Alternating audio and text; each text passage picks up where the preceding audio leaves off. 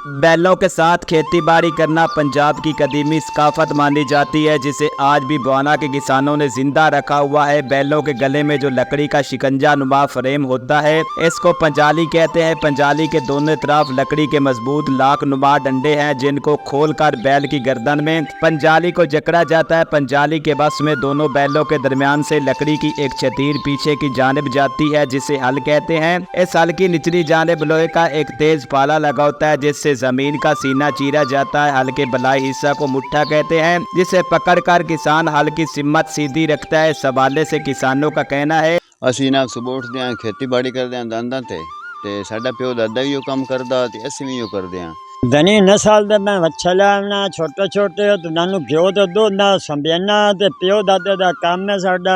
Diesel बहुत महंगा, असी ट्रैक्टर नाल जमीन ते हल नहीं चला सकते। सुबह उठते हैं असी जड़ा अपने बैल जमीन लै जाने और बेहतरीन जमीन बन जाती है। इसलिए साडे दादे परदादा काम है, असी आप भी सेहतमंद रहते हैं, साडी वर्जिश भी हो जाती है, जमीन की तैयारी बहुत अच्छी होती है। इस हवाले से किसानों का कहना है, डीजल बहुत महंगा है, ट्रैक्टर पर खेती बाड़ी करना बहुत मुश्किल है, इसलिए हम बैलों पर खेती बाड़ी करते हैं। हमारी वर्जिश होती है, हम सेहतमंद रहते हैं, हमारी पैदावार में इजाफा होता है। ये हमारे दादा परदादा का काम है। धनी नस्ल के बैलों को खरीदते हैं, इनको घी दूध निसरी खिलाते हैं। हल चलाना हर बैल के बस की बात नहीं होती, इसलिए इसको पहले ट्रेनिंग दी जाती है।